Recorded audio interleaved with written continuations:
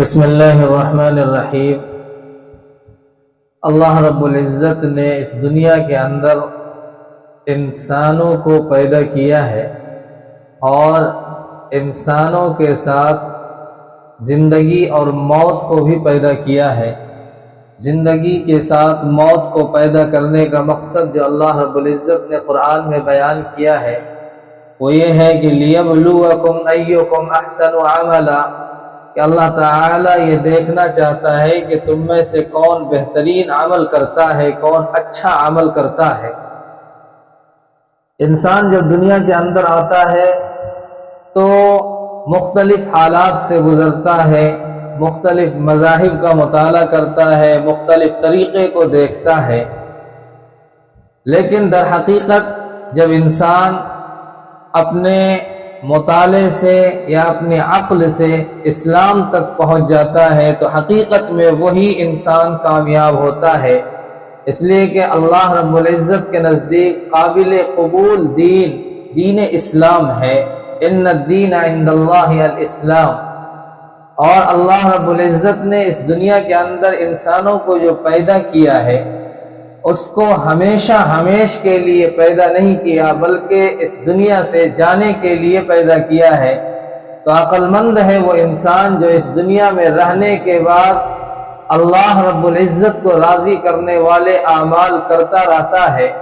عقل مند ہے وہ انسان جو اپنی حقیقت کو سمجھ لیتا ہے، پہچان لیتا ہے اور اپنے رب کو راضی کرنے کی کوشش کرتا ہے، کیونکہ اس دنیا کے اندر جو انسان عمل کرے گا آخرت کے لیے وہی انسان کل قیامت کے دن اللہ رب العزت کی بارگاہ میں اس کا اجر بھی پائے گا۔ اور جب تک اس دنیا کے اندر انسان زندہ ہوتا ہے اس وقت تک عمل کرنے کے قابل ہوتا ہے، کام کرنے کے قابل ہوتا ہے اور اس کے کام پر اجرت ملتی رہتی ہے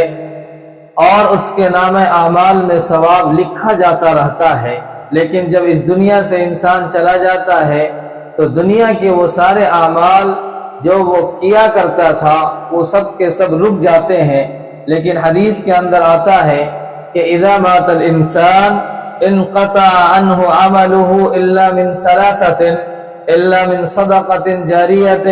او علم ينتفع به او ولد صالح يدعو له، کہ جب انسان اس دنیا سے چلا جاتا ہے تو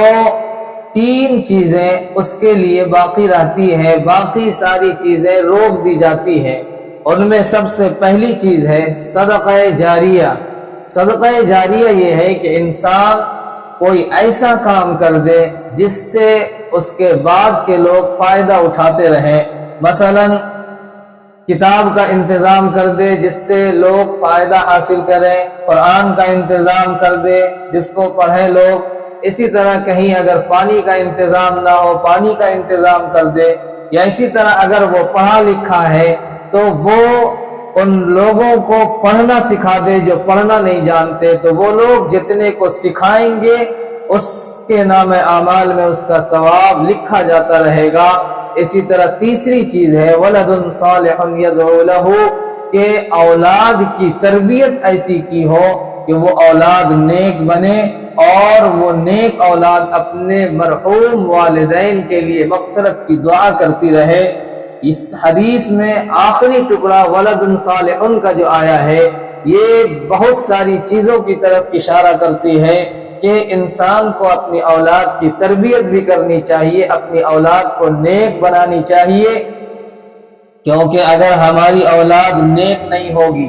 اگر ہماری اولاد دین سے دور ہوگی تو ظاہر سی بات ہے کہ وہ اپنے والدین کے لیے دعائے مغفرت کرنے کا جب طریقہ ہی نہیں معلوم کر سکے گی تو وہ اپنے والدین کے لیے کس طرح مغفرت کی دعا کرے گی۔ اس لیے ضروری ہے کہ اپنی اولاد کو دیندار بنایا جائے تاکہ کل قیامت کے دن جب اللہ رب العزت ہمارے لیے درجات کے بلند کرنے والی چیزوں کو سامنے کرے تو اس میں ہمارے نام اعمال میں یہ بھی ہو کہ ہماری اولاد دنیا سے ہمارے لیے مغفرت کی دعائیں کر رہی ہے۔ اللہ رب العزت ہمیں اپنی اولاد کی تربیت کرنے والا اور اپنی اولاد کو نیک بنانے والا بنا دے اور آخرت میں نجات کا ذریعہ بنا دے۔